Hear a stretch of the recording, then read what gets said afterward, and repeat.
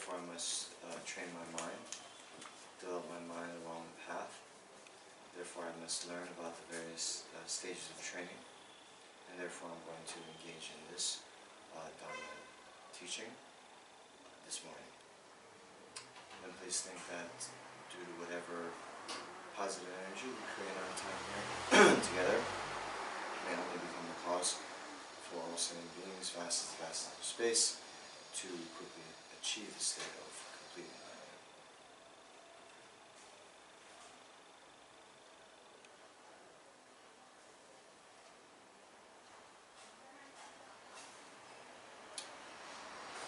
Okay, so everyone was here last night, huh?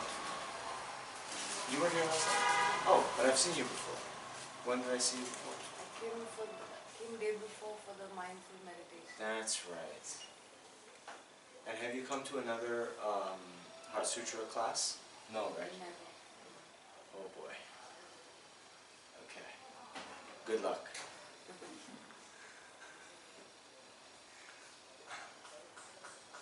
It's one of the great difficulties of teaching when we do these kind of multi-session classes that people don't come. I mean, I'm not blaming you, just I'm talking generally, that people don't come for all of them.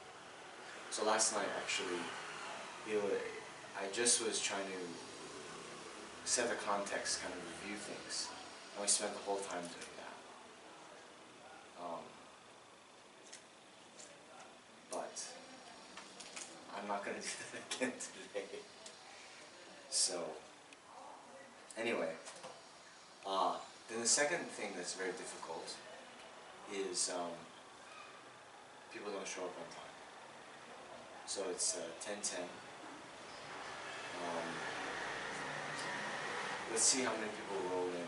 Maybe some people were scared off yesterday, because in the review, it was maybe over people's heads. Right? That was good. No? Yesterday was good. Especially the last part where you were explaining, Subhashi was very good. Okay. Maybe. What? Anyway, Bodhichitta, are you on board? Yes. You understood yesterday? Yes. Really? Yes. Great. Okay.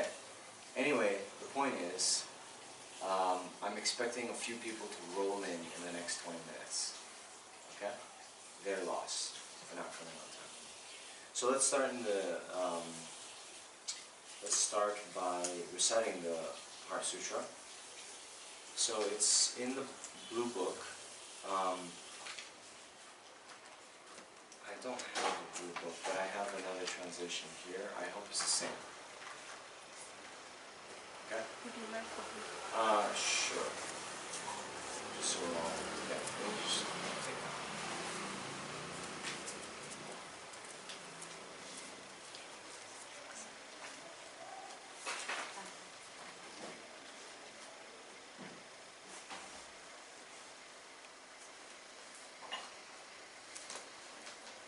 Okay, I think it's the same translation. Okay, so we're at the last page. I think it shows up twice in this booklet, but the last page. Okay?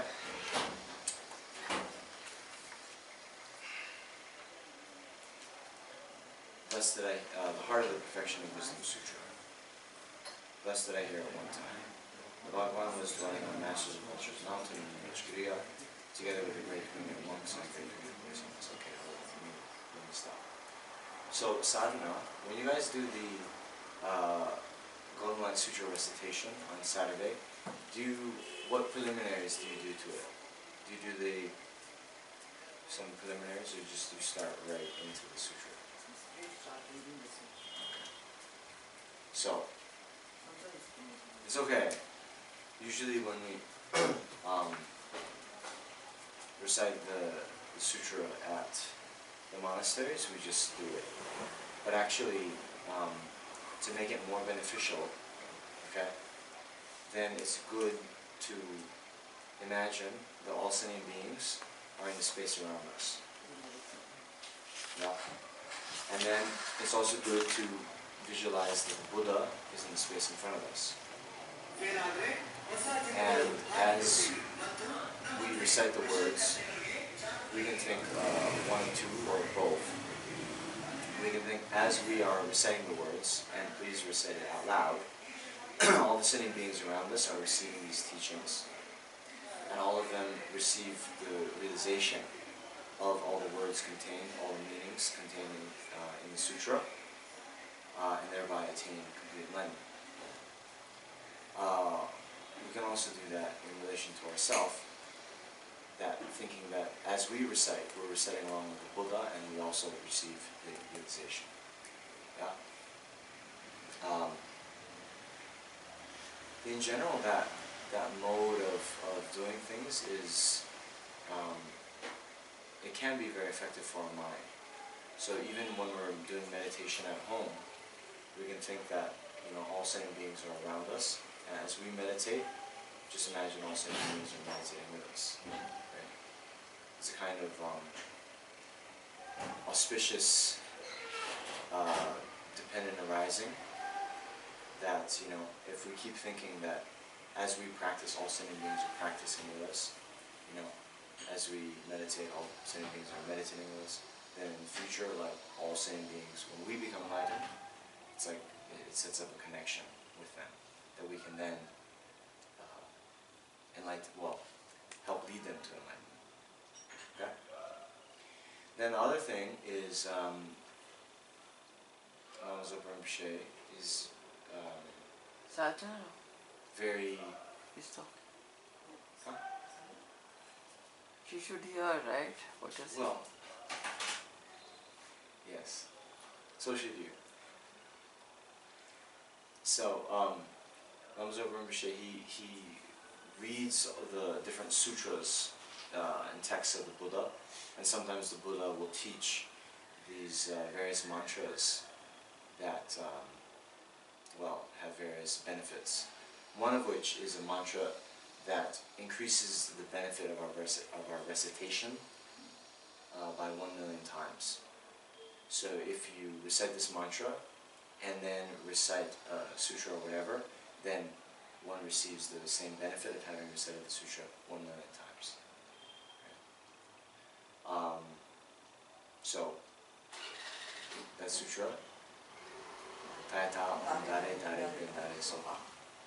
Yes? Okay? So, if you have it memorized, great. It's very short. So let's recite that together 7 times. Tayata Om Dare Dare Ben Dare Soha. Tayata Om Dare Dare Ben Dare Soha. Tayata Om Dare Dare Ben Dare Soha. Tayata Om Dare Dare Ben Dare Soha. Tayata Om Dare Dare Ben Dare Soha. Tayata Om Dare Dare Ben Dare Soha. Tayata Om Dare Dare Ben Dare Soha.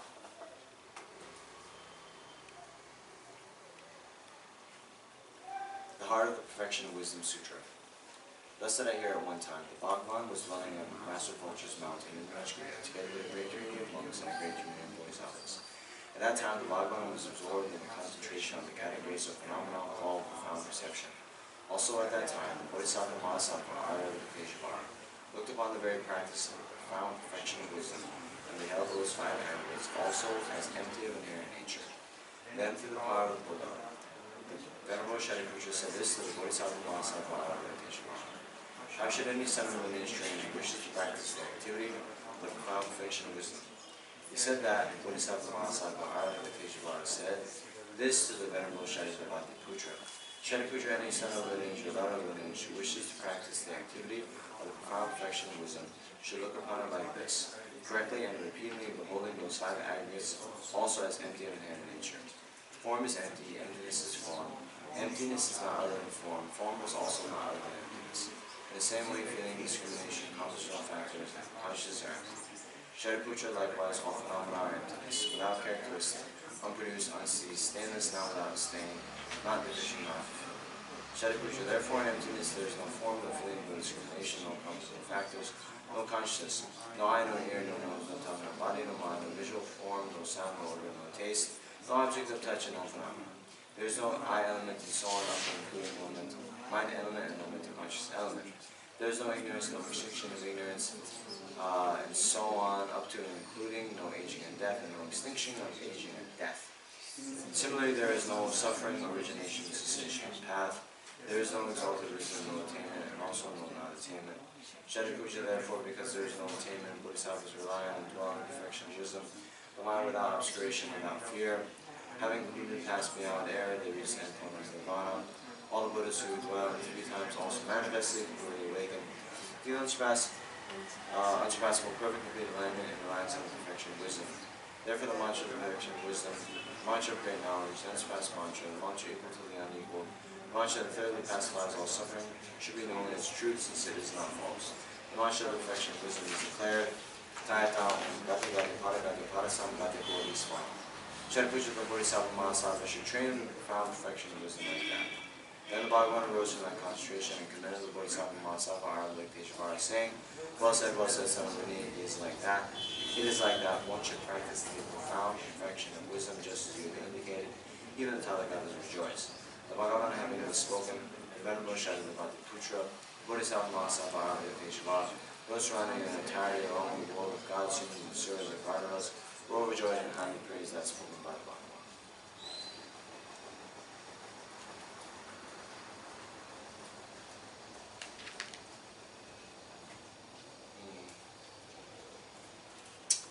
Okay, let's leave it at that.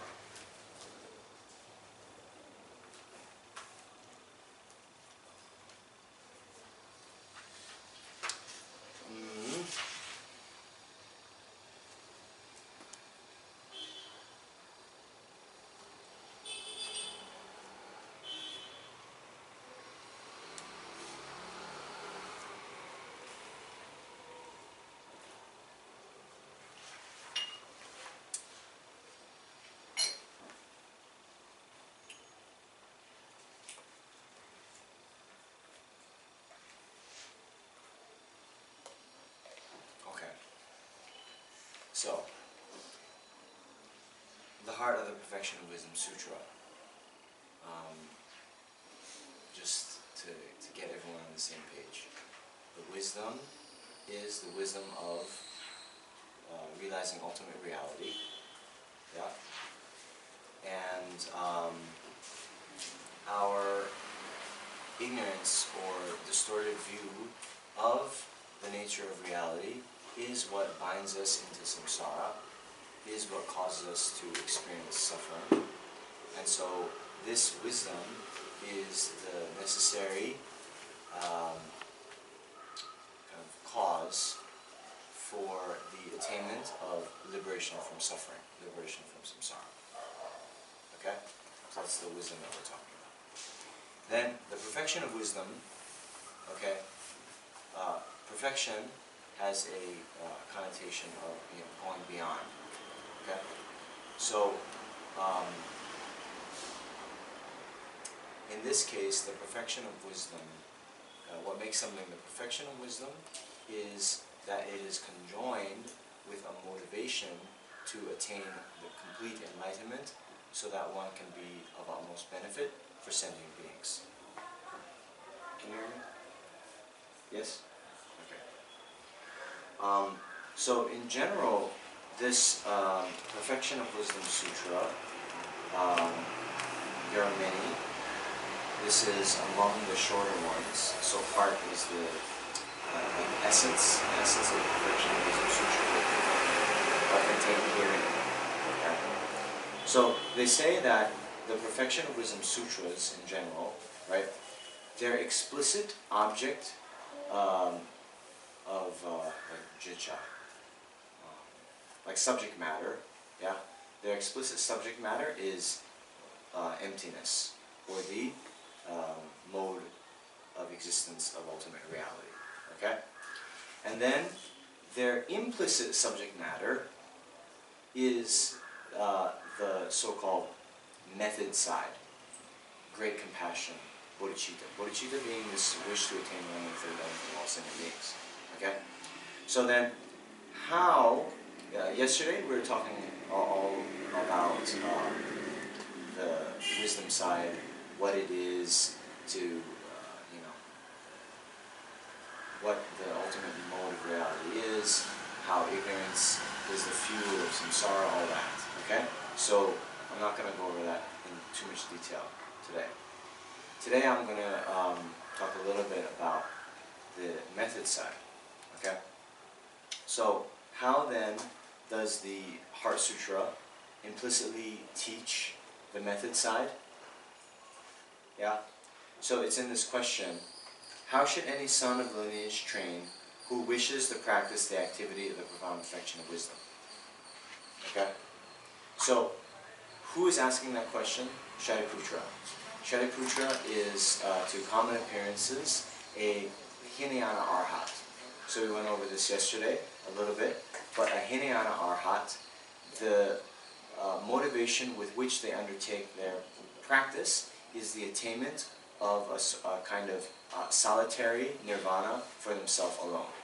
Okay? That is why it is hina, lesser. Okay? Compared to the Mahayana practitioner, whose motivation is that of Bodhichitta, the wish to attain enlightenment for the benefit of all sentient beings. Okay?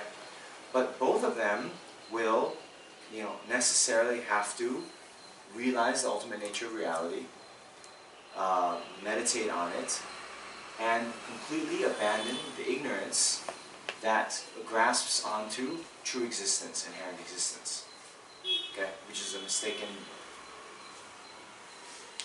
mode of conceiving reality. Okay? Yes? So the object of meditation is the same, right? Therefore, on the wisdom side, their object is the same, but on the method side, okay, you understand? There's wisdom and method. The method side is different. The primary method of a Hinayana practitioner is the thought of, renunciation, or the wish to achieve freedom from samsara for oneself alone. Yeah. Whereas the primary method, the method side of the Mahayana practitioner is Bodhichitta. Okay?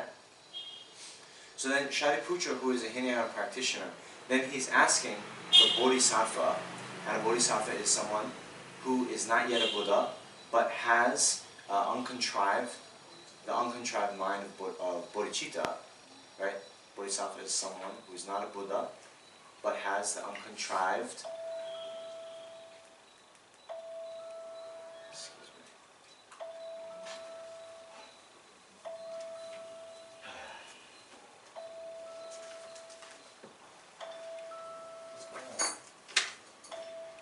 I usually tell people to please turn off their phones, put it in silent mode.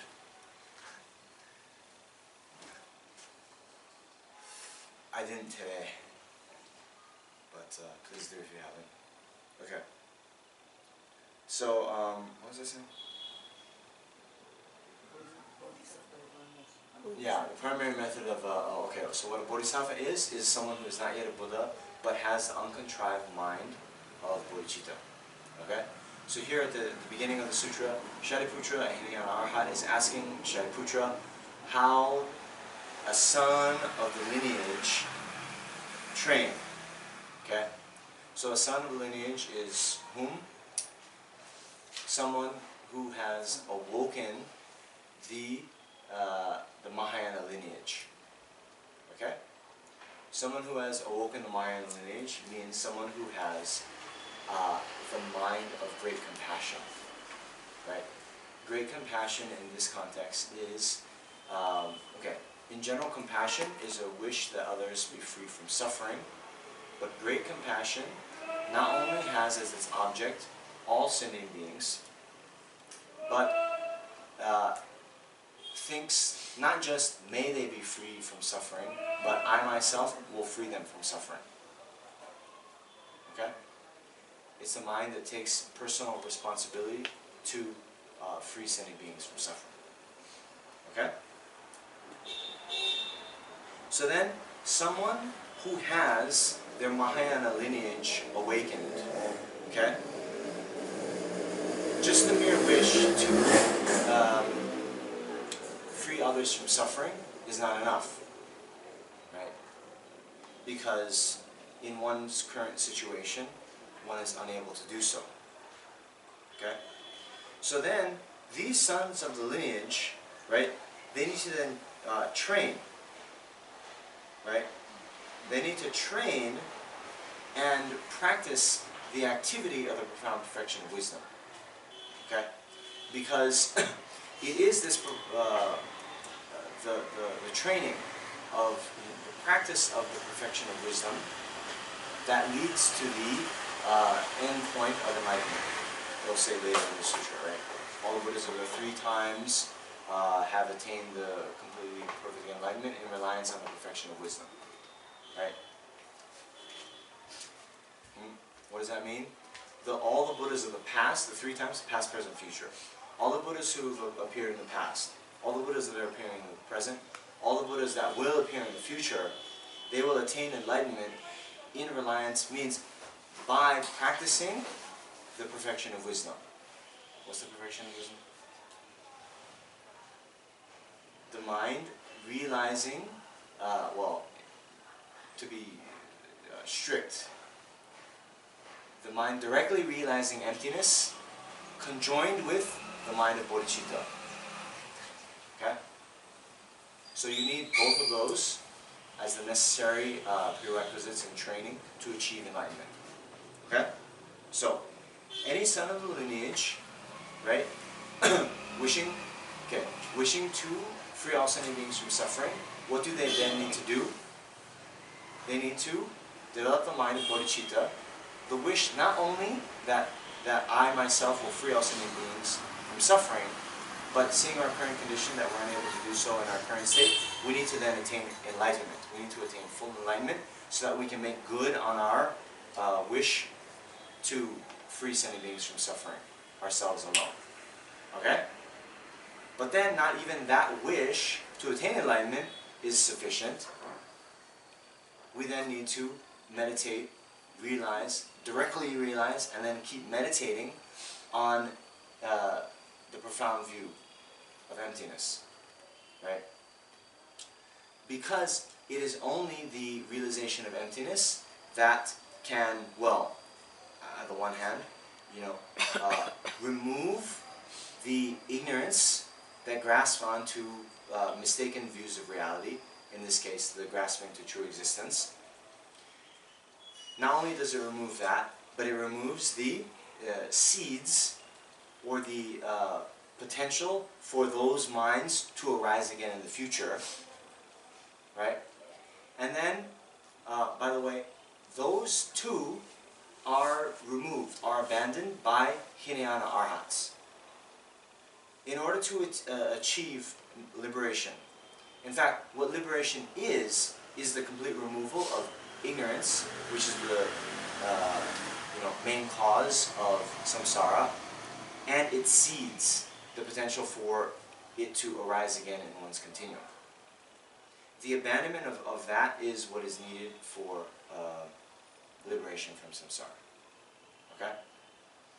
But, so Hinayana Arhats do that. But even that is to be differentiated from the attainment of complete enlightenment. Okay? So, what is then the difference? What is the difference in terms of realization between a Hinayana Arhat and a fully enlightened Buddha? The fully enlightened Buddha is omniscient, knows all phenomena. Like there's a certain fruit. It's like they see all phenomena like a fruit in the palm of the hand. Okay? Yes? Anyway, the point is, this attainment of omniscience is essential to benefit sentient beings, because then one is able to teach others, guide them in the best possible way according to their needs, to their disposition, to their intelligence levels, and so forth. Right? Which then, by the way, is why then the Buddha taught various modes of tenets with differing levels of sophistication and subtlety, because he saw that certain sentient beings were unable, due to their the way their minds were, to realize the kind of ultimate view of reality. So he taught them something a little bit easier to digest, a little bit easier to understand, but ultimately isn't the final view, and ultimately needs to be transcended to achieve the final view of reality. Okay? So what then is the difference in the object of abandonment between the Hinayana Arhat and the Buddha? So this ignorance, okay, there's the mind of ignorance that grasps the true existence. Okay, that is a mind.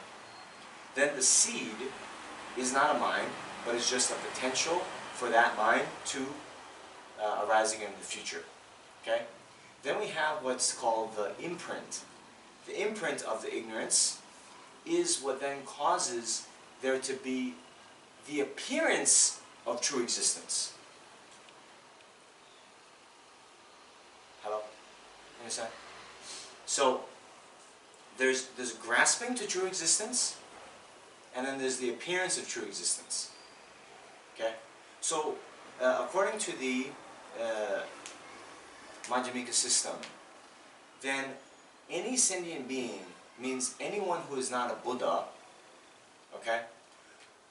Unless one is in direct meditative equipoise on emptiness, then every single mind, every single consciousness we have has the appearance of true existence. Therefore, it's a mistaken mind. Yeah? So what causes that appearance? It is the imprint, the bhakcha of the ignorance grasping to true existence. You understand? The imprint and the seed, they're two different things. Yes, they're two different things. Right? So what's the difference? The seed is the potential for that mind of ignorance to arise again in the future.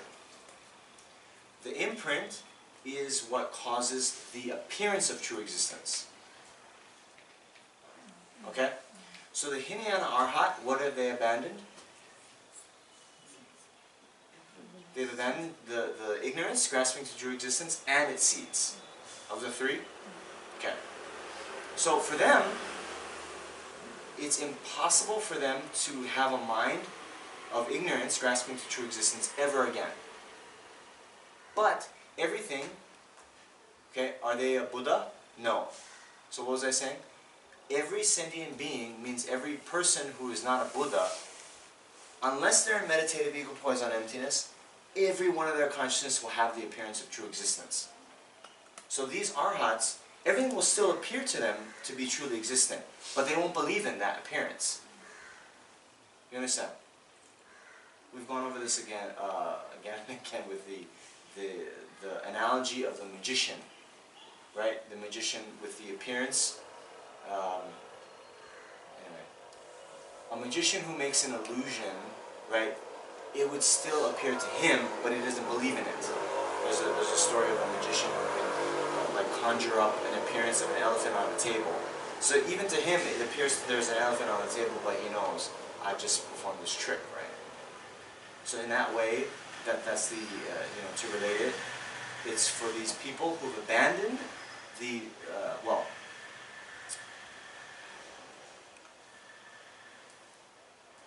yeah, I don't want to get into it completely.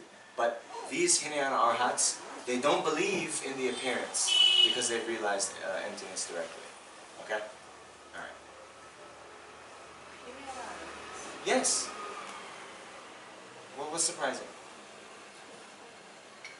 Hinayana Arhats, of course, have realized emptiness directly. Okay, we'll get into that in a little bit about the five paths. But anyway. Okay, you with me? So what were we talking about? We have the difference in terms of realization and object of abandonment between the people in the Hinayana versus the Mahayana vehicle. Okay? So How should any son of lineage train who wishes to practice the activity of the perfection of wisdom? So why then do they need to practice? Okay. Both the Hinayana and Mahayana practitioners need to practice the wisdom realizing emptiness, in order to remove the ignorance grasping to true existence. Okay? But the Mahayana practitioner practices the perfection of wisdom, whereas the Hinayana practitioner just practices wisdom realizing emptiness. It's not the perfection of wisdom. Why not? Yes, they don't have the mind of Bodhichitta. They don't have the wish to attain enlightenment for the benefit of all sentient beings. They have the wish to attain mere liberation from samsara for themselves alone. Okay? Right. Okay? So, this is very, in this sentence, that's where we say that the method side of the Mahayana is implicitly taught. Right? Okay. So then,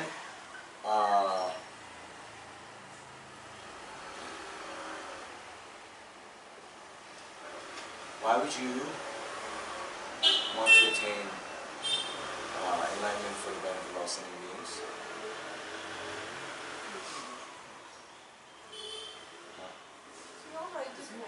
What? Okay. Good. High level of wisdom. What's that? Like you said, it's like the perfection of wisdom, so it's a step higher, where it's not just yourself, but encompassing everybody. Yes, that's true, but why would you want to do that? Because, for example, okay, this is what should also be said. That state of personal liberation from samsara for oneself is reasonably easy to attain. Means, in the text they say, if you're not entered the path, right? If you are just a total beginner, you know, coming your first weekend to these classes, you could, if you're smart and diligent, you could attain individual liberation in this life. In this life. Then, if not this life, you could have a direct realization of emptiness in this life. Even if you don't attain the arhatship, within 2, maybe 3 lives, you can attain it. If you're average. Average intelligence, average diligence. Okay? Even if you are the lowest kind of faculties, lowest diligence, even if, for the sake of argument, none of you guys are, right? Then within 16 lifetimes, you're going to attain Hinayana Arhatship. Okay? Now, okay? Not bad.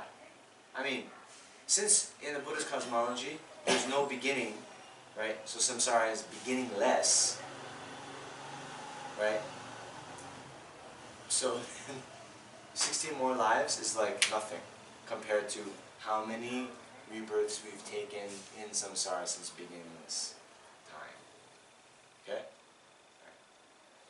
But to attain the state of full and complete enlightenment, in the sutra system, then it says it takes 3 countless great eons to attain. So, what then is an eon? What is a great eon? What is a countless great eon? Right? So, in many sutras, like the Sangata Sutra, it will say like, okay, what is the measure of an eon? Right? Ask the Buddha, oh, what is it? What is the measure of an eon? And the Buddha will say, okay, imagine this. There's a mountain, this many yojanas. Yeah, in height. How long is a yojana? Long, huh? High. So this huge mountain, okay? So Buddha says, imagine this huge mountain. It's like 12,000 yojanas in height, or whatever. Big mountain, okay? Then there's a shack on the side of the mountain. every time 100 years passes, someone takes a piece of silk, goes to the top of the mountain, and rubs it once. Okay? Will there be some erosion with that? Huh? Barely. Okay, so that happens once every 100 years. Okay?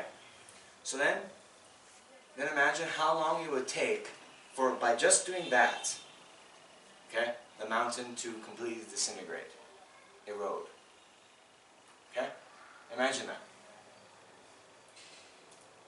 Then, if that happens, an eon still wouldn't be finished. Okay? Think about it. Can you even think about it? Okay? Alright. So that's an eon. Then, a great eon is like composed of eons. Okay? Then a countless great eon, I saw in one commentary, countless means,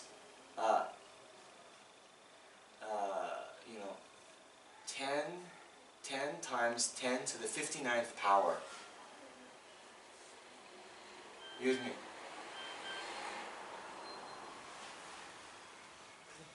No, I don't think so. Yeah, huge. You can't even fathom. Can't even fathom what an eon is. Okay, then, anyway. So long period of time. You're going to be reborn again. Yeah. So, yeah. Human year. Eon is considered for human every 100 years. Human eon or human year? Okay. Yes. Yeah. Yeah. Okay.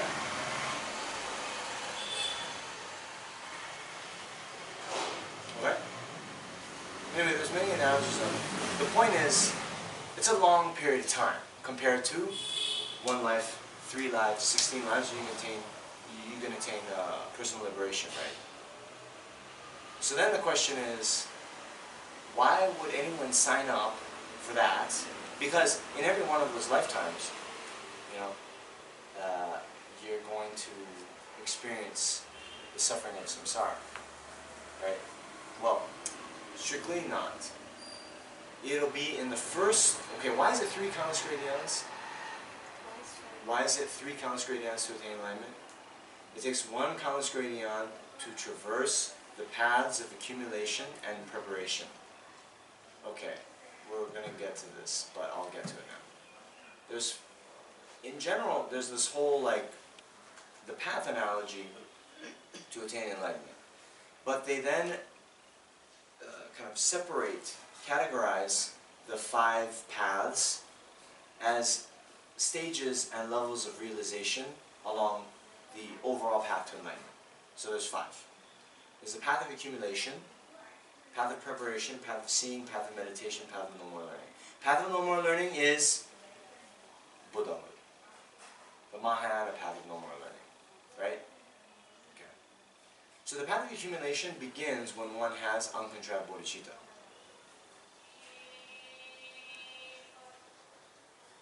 By the way, the thing on this microphone is not good. I mean, it's not correct. So, someone who works here, could you look into that, please? Okay. So, the path of accumulation begins when one has uncontracted bodhicitta. The attainment of the uncontracted bodhicitta is simultaneous with the attainment of the path of accumulation. It's also simultaneous with becoming a bodhisattva. Okay? Right. So then the path of preparation happens when? When one has a mind of the combined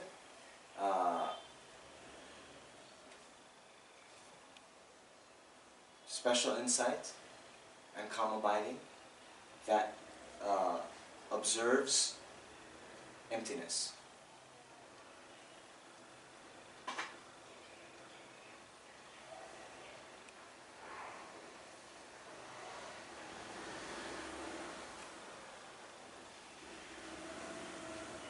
Understand? Some new vocabulary for some of you, I think.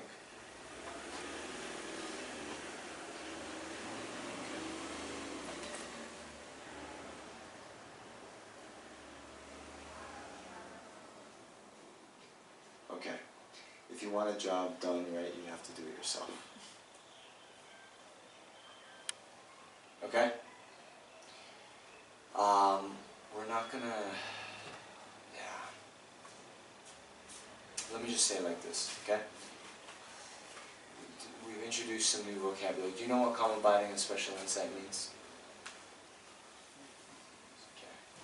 So, calm abiding in general, shine or shamatha, basically means that you can have a mind that stays on an object without wavering, with perfect clarity and stability, conjoined with bliss for as long as you want. Okay? It's a very, I guess, deep kind of samadhi, right? Single pointed concentration that observes an object. So normally when we talk about different kinds of meditation, we have the placement meditation. Okay? So when we attain shine, it's done through practicing the placement meditation, placing our mind on an object and then trying to prevent it from wavering, going off to other objects. Okay?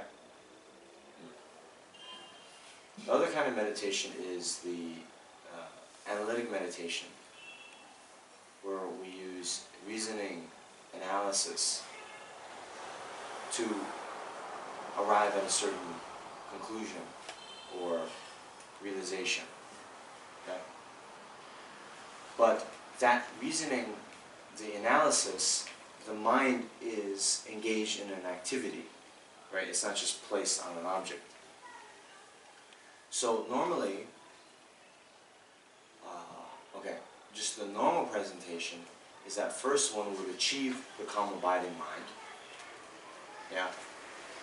And you would achieve that first with an object other than emptiness.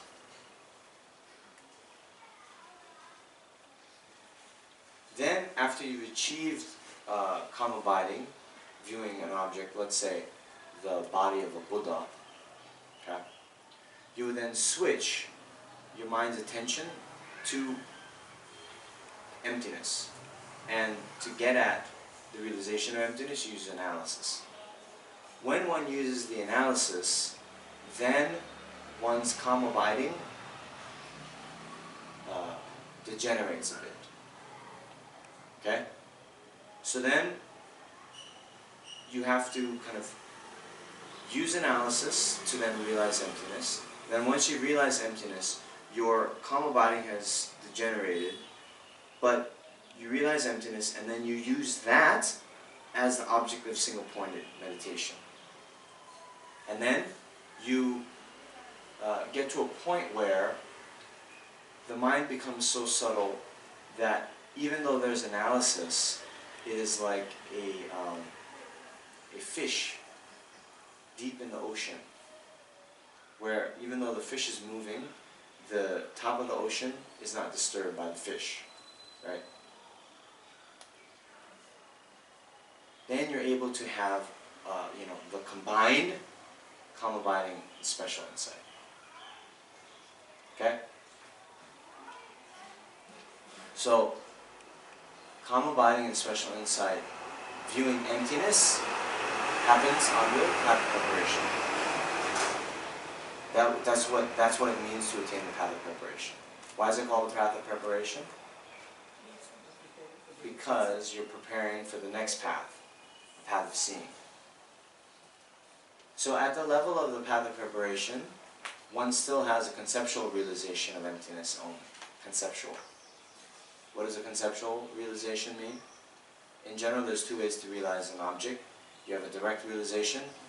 All of our sense consciousnesses are direct realization. They appear to the mind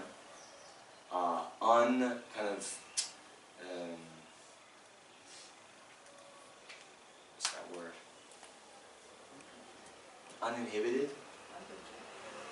by mental fabrication. Okay, let me give you an analogy, or an example, okay? Your parents' home, okay? Is this your parents' home? No, right? But when you're here, you can think about your parents' home and realize it, right? Yes? Okay.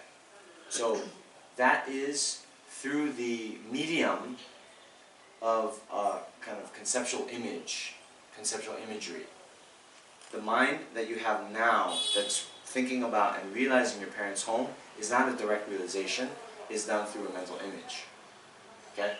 Then when you go back home, or to visit your parents, then you see it directly with your eyes. That's a direct realization. So it's like that. So similarly, when we meditate on emptiness, or when we realize emptiness for the first time, we necessarily do it through a conceptual medium, a conceptual framework. It's a conceptual realization.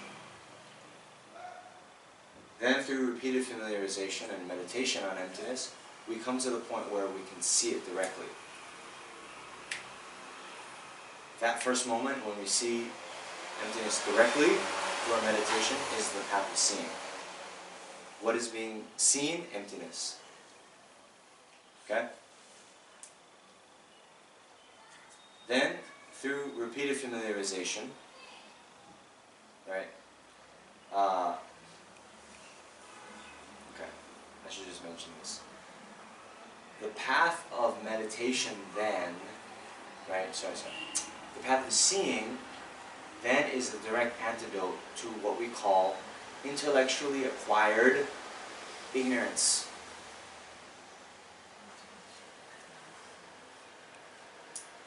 You know, intellectually acquired ignorance. So what is the ignorance that we're talking about in general? Ignorance that grasps to true existence. Now there's two types of that kind of ignorance. One is intellectually acquired. So this only is in the mind streams of people who have entered kind of wrong tenet systems. Okay? So if you went to another class, if you went to another teacher who was then teaching true existence exists, and here's all the reasons why, and then you thought, oh, he's right. Yes, true existence does exist, and these are all the reasons. Okay? That's an ignorance. Grasping to true existence. Why? Because it's a mind that believes in true existence. It's intellectually acquired. Right? Means having arisen through the engagement with wrong tenet systems. Okay?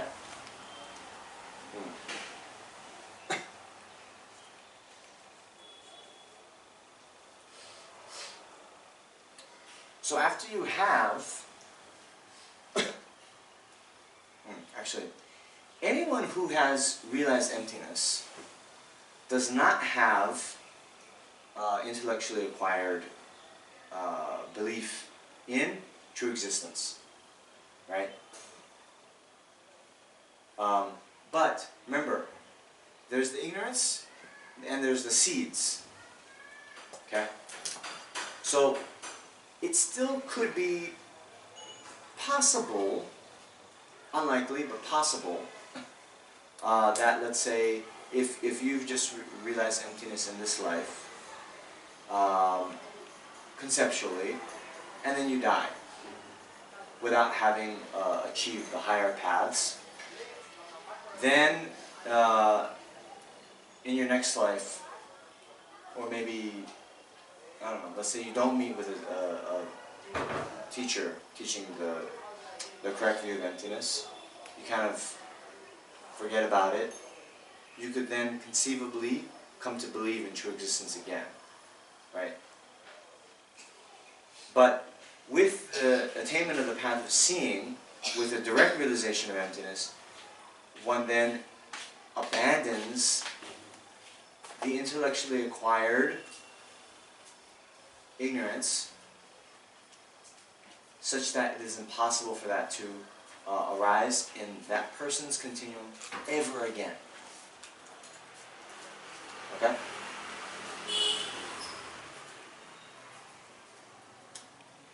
That's good, it's great, but remember,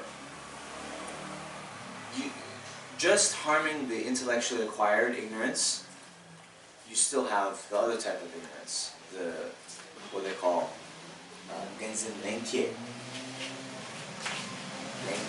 How do you translate that?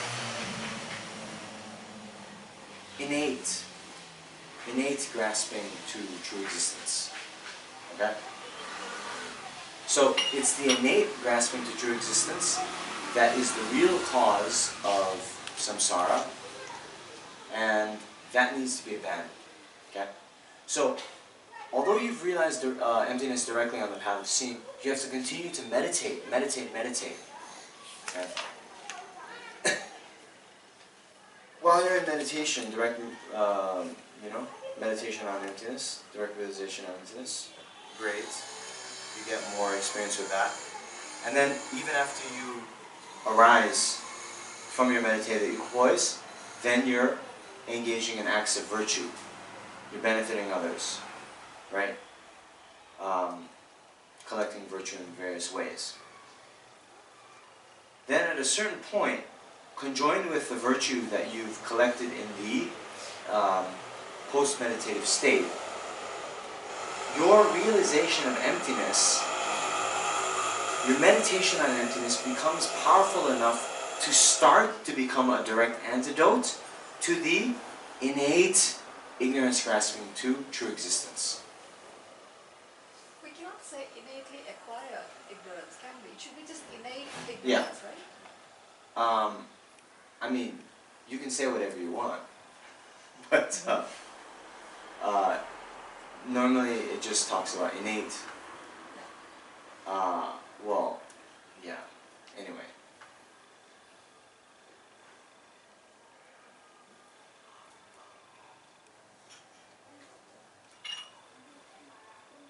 Okay? So then, the innate ignorance, there are different presentations, but in some you'll see that it has, there's 10 levels of it. Sometimes you'll see different presentations, but anyway, there's 10 levels. I think in other presentations there's 7 levels of it. Anyway, there are these 10 levels.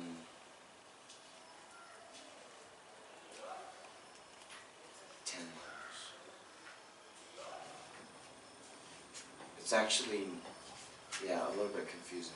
Because really, it'll be 9 levels, but one level is then divided into 2, so it becomes 10. Anyway, that's for another conversation. That's for another course, actually. But the point is that the path of meditation begins, we have 5 paths, then the path of meditation and path of seeing has what we call the 10 grounds, the 10 bhumis, okay? The 10 bodhisattva bhumis. The path of seeing is necessarily the first ground. Then the path of meditation is grounds, 1 through 10. These are bodhisattva grounds. Okay? Do we have it? We have it in this? Do we? In the chart. Yeah, where?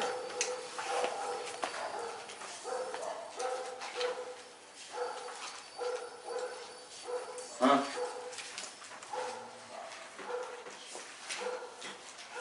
I think it's in the blue, not the blue chart.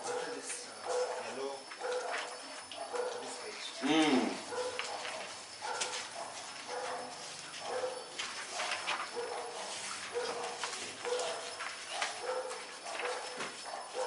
yellow charts, Mahayana grounds and paths according to Prasangika Madhyamika.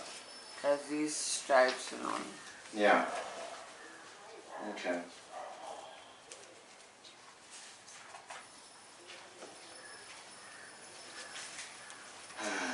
Okay, not bad.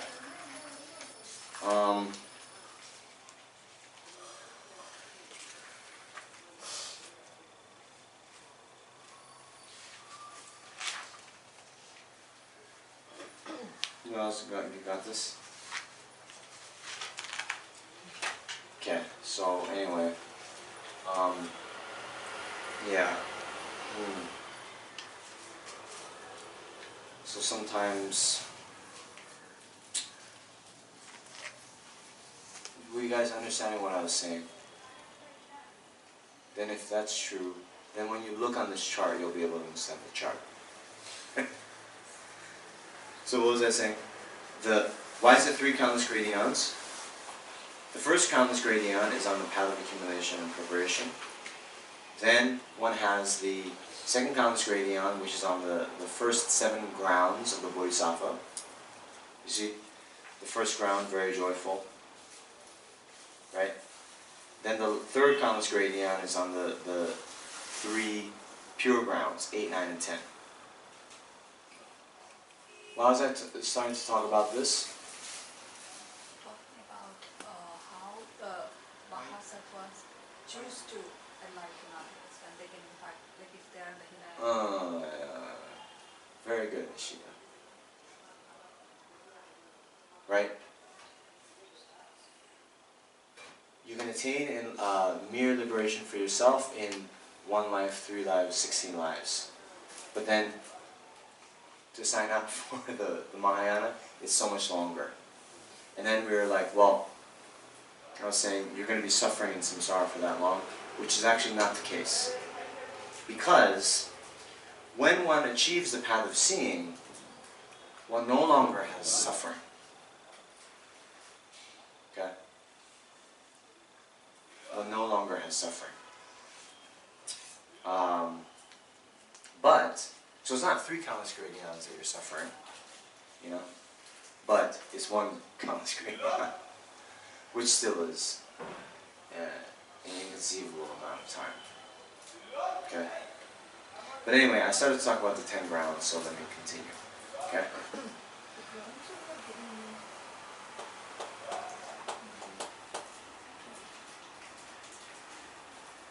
Are you sure?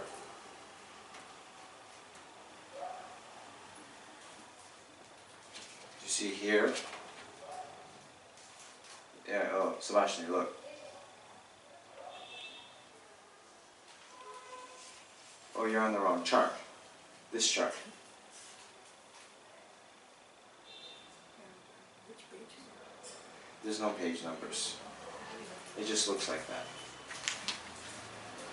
Okay?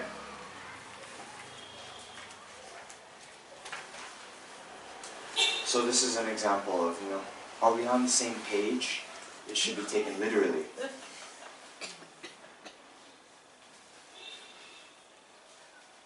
Okay?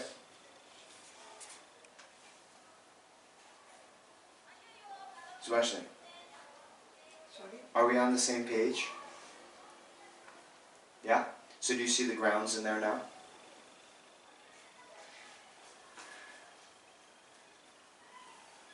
See, this kind of chart, how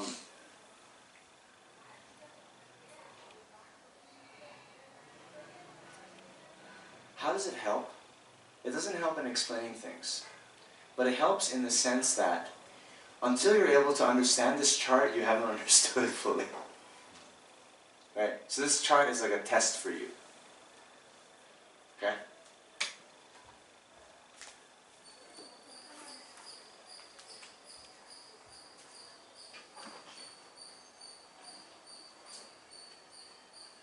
Yes? Okay. So what was I saying? And is it always only intellectual?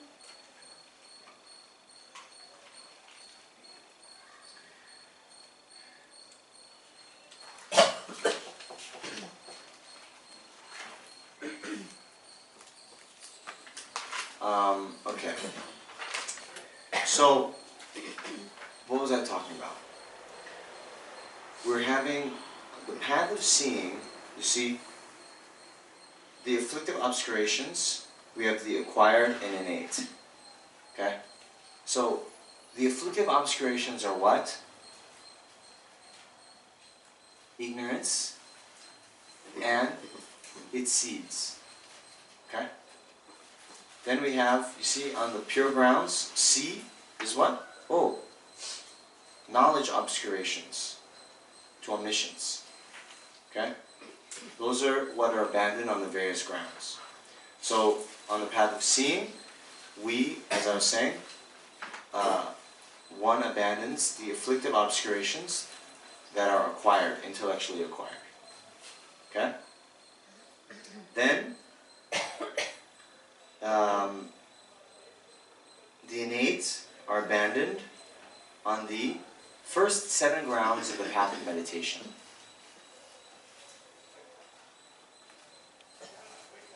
And there's a bit of,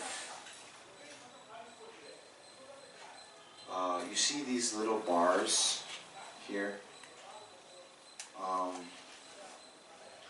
Those refer to the uninterrupted path and the path of release. So that actually,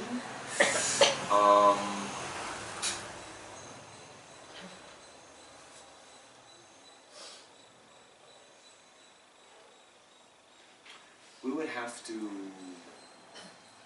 maybe change this up a little bit if we're following the system of Sarah J. Because on the 7th ground, there's more than one uninterrupted path. But that is actually a whole, what I was saying, a whole other course to go through that, the grounds and paths. And I'm not going to get into that now. But the point is, these intellectually acquired ignorance is abandoned on the path of seeing.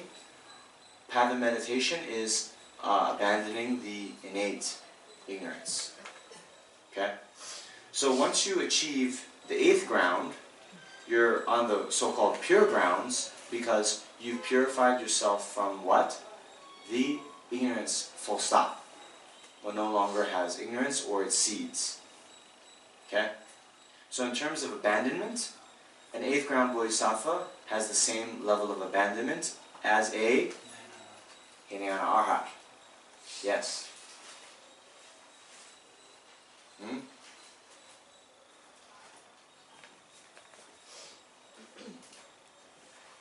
Okay. Then on grounds 8, 9, and 10, then one abandons the knowledge obscurations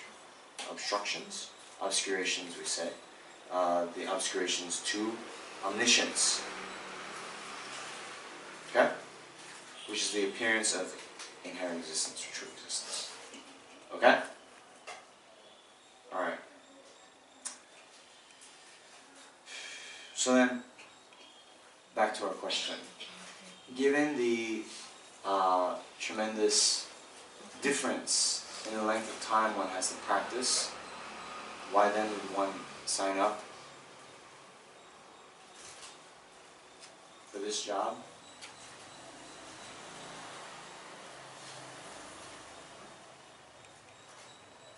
We're all interconnected. Okay? So, we have to care, right, that others are suffering. Inasmuch as we care that they're suffering, inasmuch as we take personal responsibility to alleviate their suffering, then that's necessary to then sign up, so to speak, to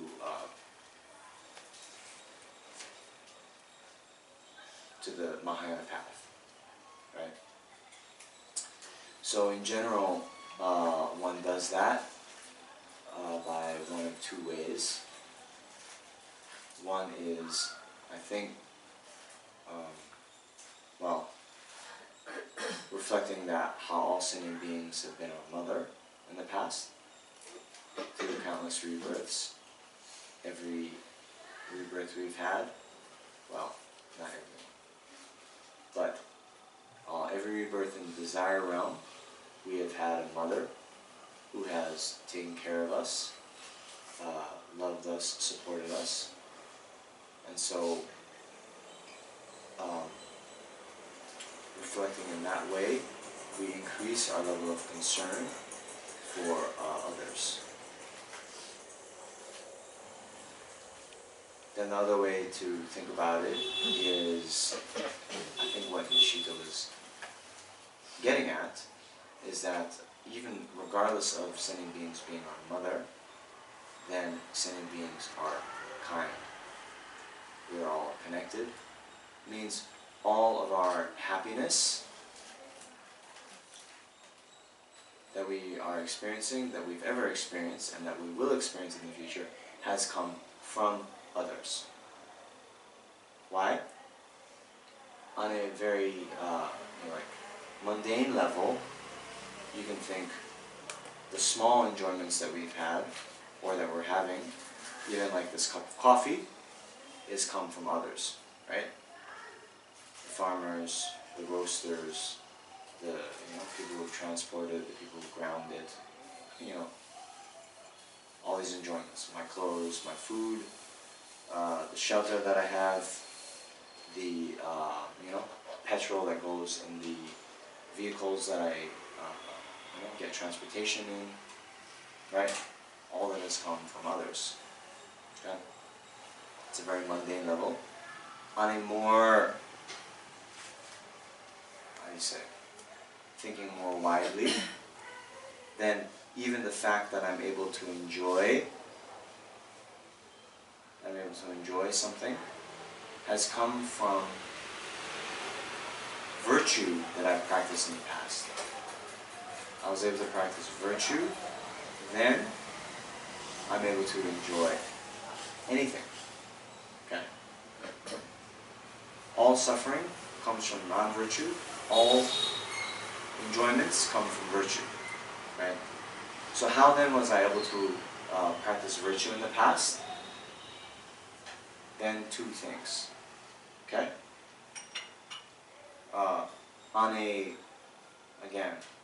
On one level, I was able to practice virtue in relation to another sentient being. I was able to practice generosity in relation to someone who was lacking, right, in something material. So, lacking in something material means they were not, they were suffering in some way. So, because suffering sentient beings exist, I'm able to practice virtue. Now, on the other level, why then was I encouraged, or why did I have the thought to practice virtue? I met with a spiritual teacher who talked about, extolled the virtues of practicing generosity, right? Kind of guided me, taught me that it would be a good thing to practice virtue. So, actually, in the commentaries on the 8th chapter of the Abhisamayalankara, it says that all virtue is the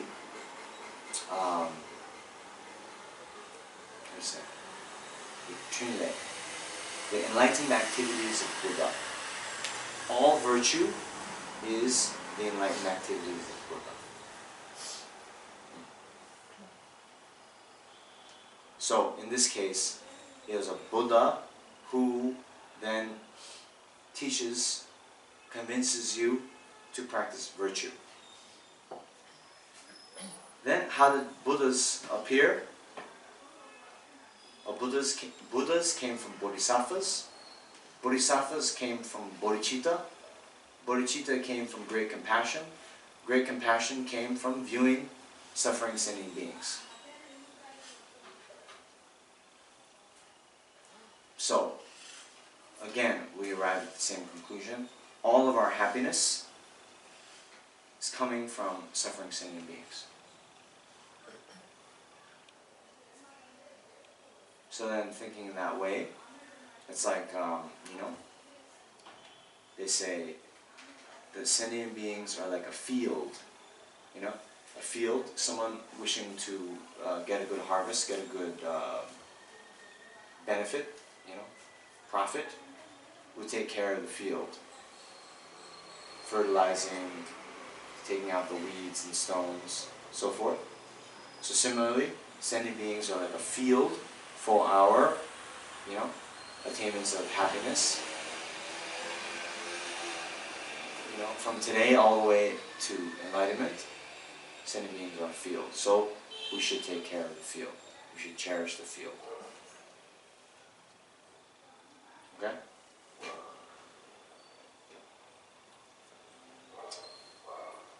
Anyway, a lot more could be said, but you guys understand? You understand? Sebastian, you understand? What you said, Yes. Yes? what you said about Yeah. Cherishing sentient beings? Nice. Okay, good. But then there are also these thoughts like, in the sense that, yes, you practice like virtue, but you're doing it with an intention not necessarily completely like selfless. Yeah. You're still fairly selfish in the intent of collecting the virtues. Yeah. So how do you then make that true? In the sense, how do you make it pure? Yeah. Well, The virtue itself is to become selfless. what's that? The virtue itself is to become selfless. Well, okay.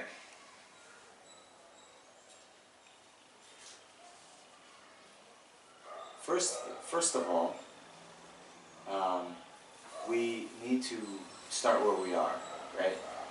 So, yes, we're not entirely selfless in the sense that you're talking about, but what to do, right? So then don't go to the extreme and say, oh well, my motivation is not pure, therefore I'm not going to do this virtuous act. Or come to the thought that, oh, everything is just selfish anyway, so I might as well be, have integrity with my selfishness. Means, like, did I mention this to my friend? Around Christmas time, he's a comedian in Hawaii. There's that saying, it's better to give to receive than to receive. No? It's better to give than to receive, so I don't give because I'm not selfish. You understand? Yeah. This is a joke. But you understand? It's better to give than to receive. So I don't give because I'm not selfish.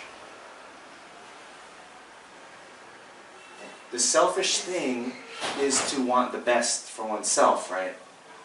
So if it's better to give than to receive, then he's joking that, I'm not selfish, so I don't want the better thing, so I don't give, I just receive.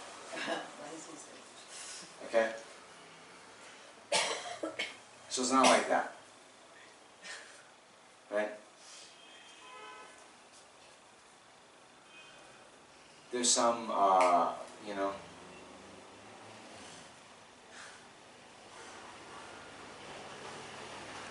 maybe some confusion can happen because, also, His Holiness famously says, if we're going to be selfish, it's better to be smart selfish. Smart selfish means benefiting others. When we benefit others, we do get some profit, right? Happiness in this life, all the way to full enlightenment, comes from benefiting others. Okay? But then don't think that, okay, these bodhisattvas are being selfish because they are doing it to attain full enlightenment. Right? That's not what we mean by selfish. Right? Just because one gets some benefit from doing an action doesn't mean it's done for oneself. Right?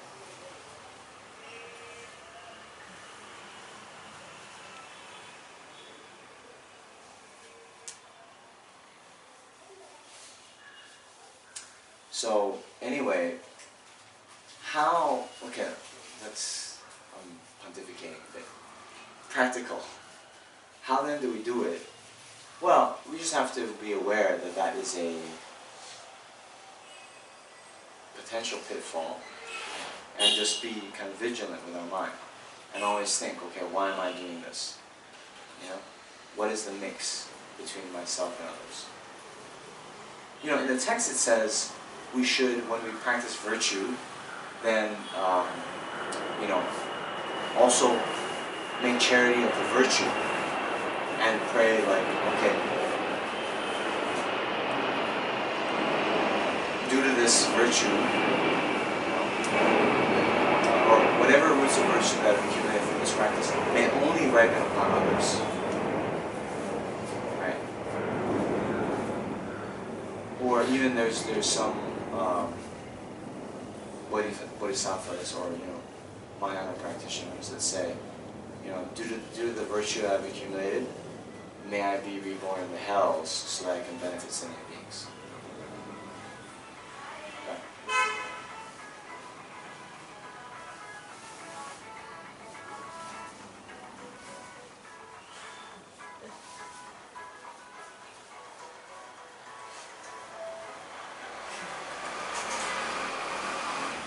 Subhashli, if I heard that song, if I just heard that song, and I was like, whose ringtone is that of all the people in the room? I wouldn't guess you. Right? So that's kind of cool. Can I ask a question?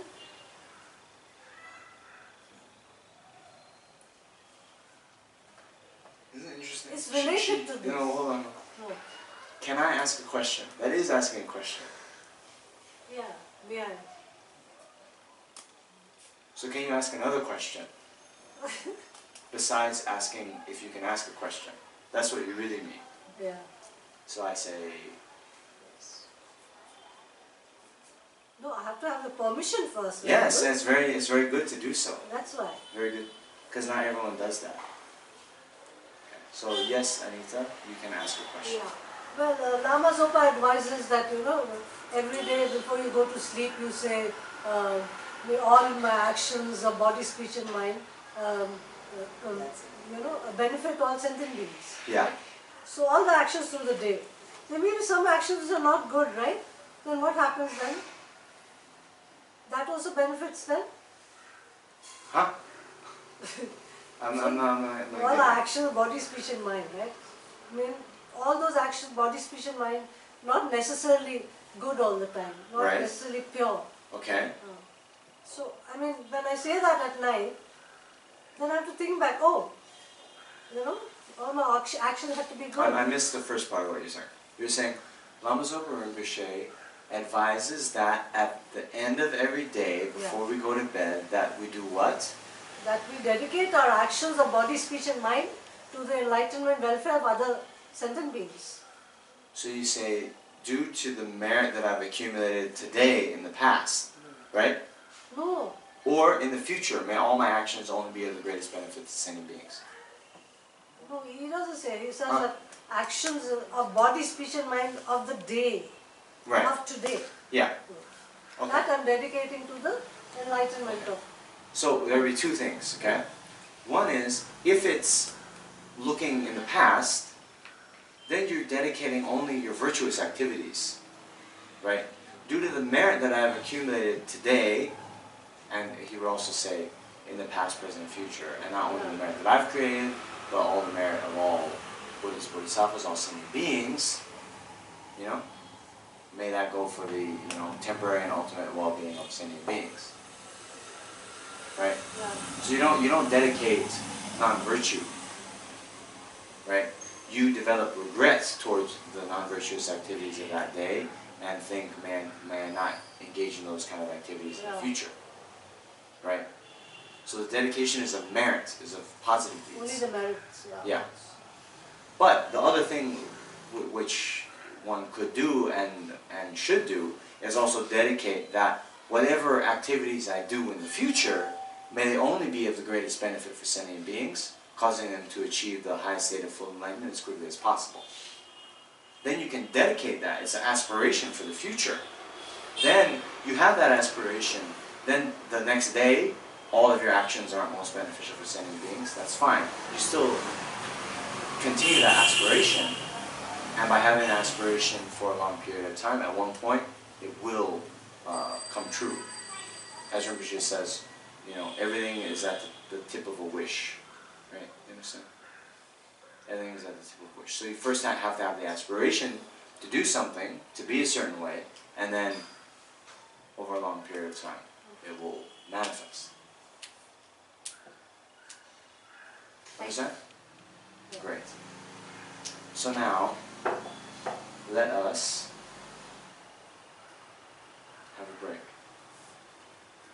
And have some, what do we got there? Snacks and coffee.